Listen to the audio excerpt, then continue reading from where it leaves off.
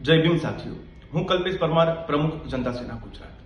અમદાવાદ ખારકુવા મુક્ત છે તેવી મોટી મોટી વાતો થઈ રહી છે, પરંતુ આપ સૌને નવાઈ લાગશે કે અમદાવાદના લાંબા વિસ્તારમાં ઇન્દિરાનગર 2 આવેલું છે, ત્યાં છેલ્લા 20 વર્ષથી ખારકુવા એમના એમ પડેલા છે.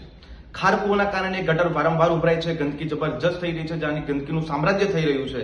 આવી પરિસ્થિતિ ત્યાં ઊભી થયેલી છે. સ્થાનિક લોકોને જીવન જીવવું મુશ્કેલ થઈ રહ્યું છે, જીવન જીવી નથી શકતા.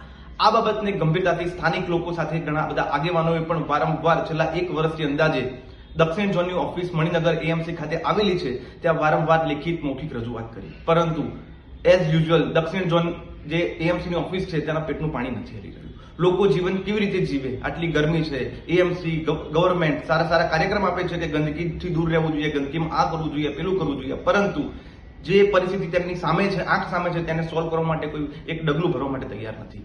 આ બાબતે જનતા સેના ગુજરાતના લાંબા વોર્ડના પ્રમુખ ચંદ્રેશભાઈએ પણ લેખિતમાં ત્યાં રજૂઆત કરેલી છે, સ્થાનિક લોકોએ પણ કરેલી છે, પરંતુ કોઈ એક્ટિવિટી નથી કરવામાં આવી. કામગીરીના નામે ઝીરો કામગીરી એએમસી દક્ષિણ ઝોનની છે.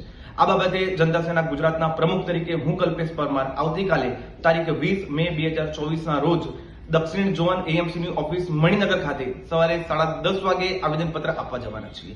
આ ન્યાયની લડતમાં લાંબા વિસ્તારના ઇન્દિરાનગર 2ની જનતાને જે તકલીફ થઈ રહી છે તેને ન્યાય અપાવવામાં સંઘર્ષમાં માનનારા તમામ લોકોને હું આહવાન કરું છું, તમામ સંગઠનોને, કર્મશીલોને, તેની સ્થાનિક જનતાને આહવાન કરું છું કે આવતીકાલે દક્ષિણ ઝોનની ઓફિસ મણિનગર ખાતે અમે સૌ સાથે મળીએ અને જનતા જે છે લાંબા વોર્ડની તેને ન્યાય અપાવવાની દિશામાં આપ સૌ અને અમે સૌ આગળ વધીએ. તો મળીએ છીએ આવતીકાલે 10:30 વાગે.